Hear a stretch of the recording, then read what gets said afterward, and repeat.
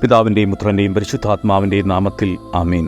ഒരു ജോഡി ഷൂ പോലും വാങ്ങിക്കുവാൻ നിവൃത്തിയില്ലാതിരുന്ന ജോസഫ് എന്ന ബാലൻ സ്കൂൾ യൂണിഫോമിൻ്റെ ഭാഗമായിരുന്നതിനാൽ ഷൂ ധരിക്കാതെ സ്കൂളിൽ പ്രവേശിക്കുവാൻ അനുവാദമില്ലായിരുന്നു. അതുകൊണ്ട് ആകെയുള്ള ഒരു ജോഡി ഷൂ ഒരു സഞ്ചിയിലാക്കി കയ്യിൽ പിടിച്ച് നഗ്നപാതനായി മഞ്ഞ് പെയ്യുന്ന നിരത്തിലൂടെ സ്കൂളിലെത്തും. അപ്പോഴേക്കും തണുപ്പ് മൂലം അവൻ്റെ കാലുകൾ പൊട്ടി രക്തം പൊടിഞ്ഞിരിക്കും. സ്കൂൾ വരാന്തയിലെത്തുമ്പോൾ ഷൂ ധരിക്കും. പിന്നീട് സ്കൂൾ കഴിഞ്ഞ് ഷൂ ഊരിപ്പിടിച്ച് വീട്ടിലേക്ക് നടക്കും. ഷൂ തേഞ്ഞു തീർന്നാൽ മറ്റൊന്ന് വാങ്ങുവാൻ അവന് നിവൃത്തിയുണ്ടായിരുന്നില്ല.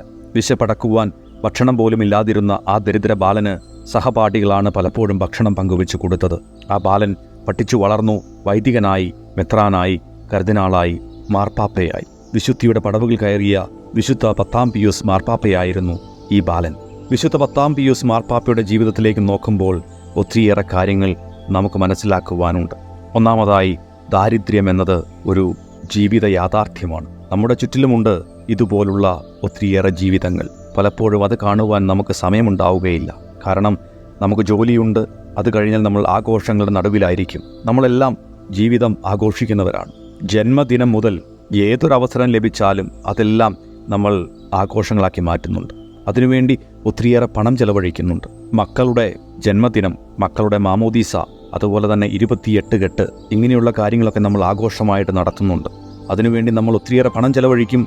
മക്കൾക്ക് പുതിയ വസ്ത്രങ്ങൾ മേടിച്ചു കൊടുക്കും, പുതിയ ചെരുപ്പുകൾ മേടിച്ചു കൊടുക്കും, നല്ല നല്ല ഭക്ഷണ സാധനങ്ങൾ മേടിച്ചു കൊടുക്കും. എന്നാൽ ജീവിതത്തിൻ്റെ യാഥാർത്ഥ്യം തിരിച്ചറിയുവാൻ പലപ്പോഴും നമ്മൾ മക്കളെ അനുവദിക്കുന്നില്ല. വിശുദ്ധ 10-ാം പിയൂസ് മാർപ്പാപ്പയുടെ സഹപാഠികൾ ആ വിശുദ്ധന് ഭക്ഷണം പങ്കുവെച്ചു കൊടുത്തു. പങ്കുവയ്പ്പിൻ്റെ ഒരു നന്മ പലപ്പോഴും നമ്മൾ മക്കളെ പഠിപ്പിക്കേണ്ടിയിരിക്കുന്നു. പ്രിയമുള്ള സഹോദരങ്ങളെ, നമ്മുടെ കുടുംബത്തിൽ ഒരു ആഘോഷമുണ്ട് എങ്കിൽ ഒരു പ്രാവശ്യമെങ്കിലും വർഷത്തിൽ നമ്മൾ ആ ആഘോഷം ആരോരുമില്ലാത്തവരുടെ കൂടെ ആഘോഷിക്കാൻ പരിശ്രമിക്കുമ്പോൾ നമ്മൾ പുതിയൊരു കാഴ്ചപ്പാടിലേക്ക് നടന്നെടുക്കുകയാണ്. ആ ഒരു കാഴ്ചപ്പാട് വരും തലമുറയ്ക്ക് പകർന്നു കൊടുക്കുകയാണ്. ഇതാണ് ജീവിതത്തിൻ്റെ യാഥാർത്ഥ്യമെന്ന് നമ്മളവരെ പഠിപ്പിക്കുകയാണ്. ഇന്ന് നമ്മൾ എഴുന്നേൽക്കുമ്പോൾ നമുക്ക് തീരുമാനമെടുക്കാം, ആരോരുമില്ലാത്തവരുടെ അടുത്ത് ഞാൻ വർഷത്തിലൊരിക്കലെങ്കിലും ചെന്നെത്തിയിരിക്കും. എൻ്റെ കുടുംബാംഗങ്ങളെ അവിടെ കൊണ്ടുപോയിരിക്കും. അവരോടൊപ്പം ഒരു ദിവസമെങ്കിലും ഞാൻ ചിലവഴിക്കും. അവർക്ക് വേണ്ടി എന്തെങ്കിലുമൊക്കെ ചിലവാക്കും.